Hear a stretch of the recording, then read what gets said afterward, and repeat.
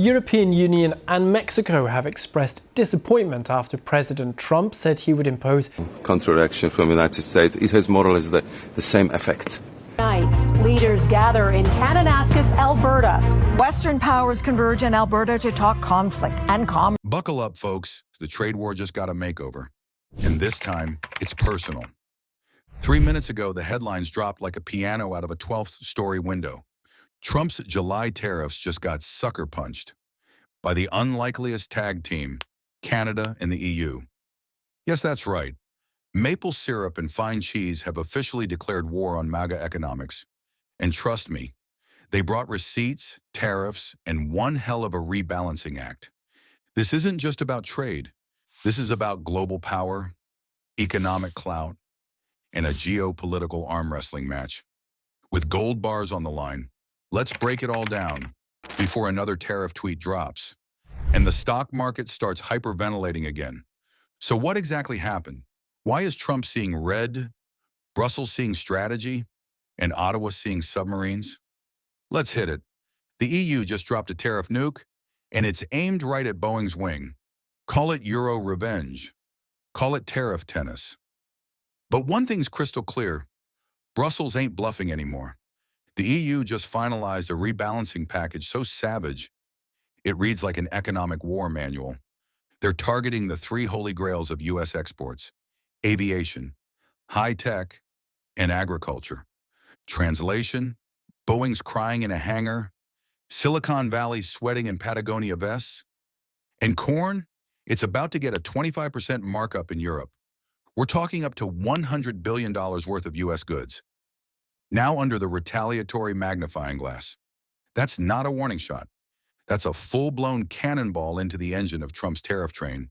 And if that hit hard, wait till you see how Canada just turned NATO into a trade weapon. Canada's new game plan: diplomacy in public, daggers in the briefcase. Oh, Canada, sweet, polite, apologetically fierce.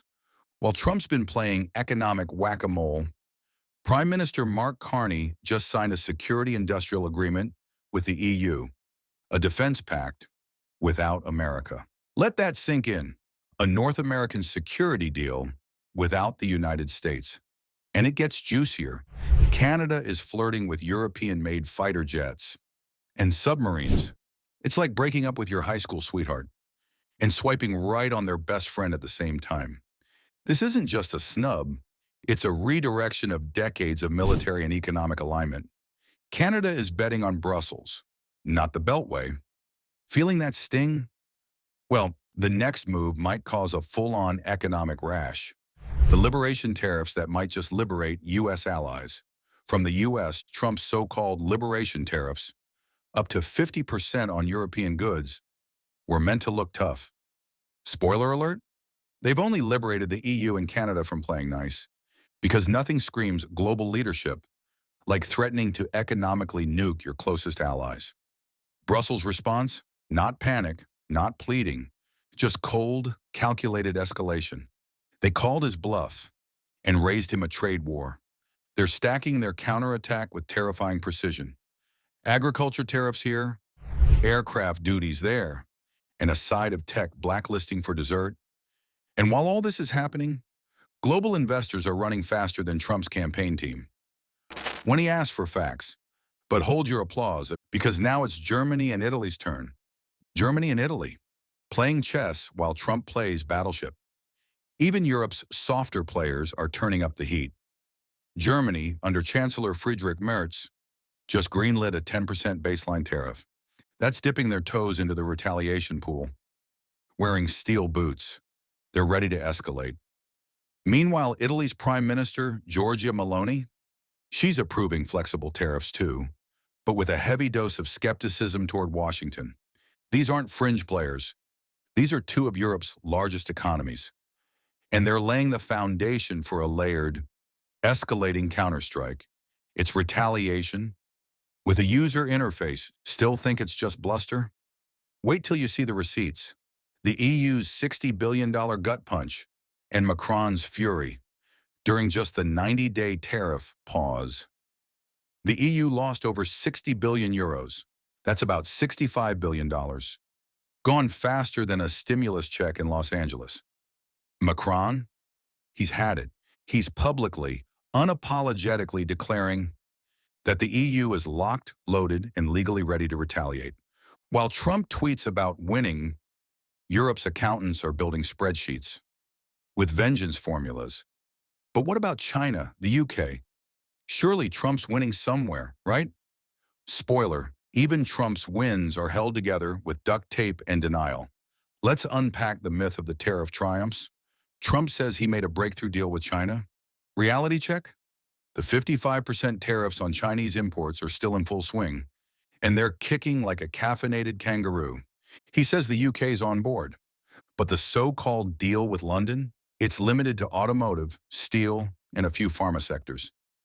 Meanwhile, tech, telecom, and electronics still face tariffs of up to 17%, and there are no promises against future penalties. So while Trump declares economic victory, his allies are quietly drafting exit strategies. Canada's cold shoulder, from digital taxes to Arctic subs. Remember the US-Canada digital services tax standoff? Trump threatened. Canada held firm. They didn't back down, they waited him out, and only backed off when it suited them. Now, Canada's planning to buy 12 submarines without American involvement, and they're flirting with European combat jets too. This isn't just economic diversification, it's strategic detachment. Canada's peeling off America's coattails and buying its own damn jacket. And the signals don't stop there. Markets are losing faith, and fast. Every tariff tweet, every bluff, every threat, it's making the market seasick. Reuters nailed it. This strategy is chaos in a suit. Tariff threats are flying like frisbees, but actual progress? Nowhere. Investors are panicking, capital is fleeing, and business leaders are left wondering if there's anyone driving the car anymore. And the American public? They're not loving it either.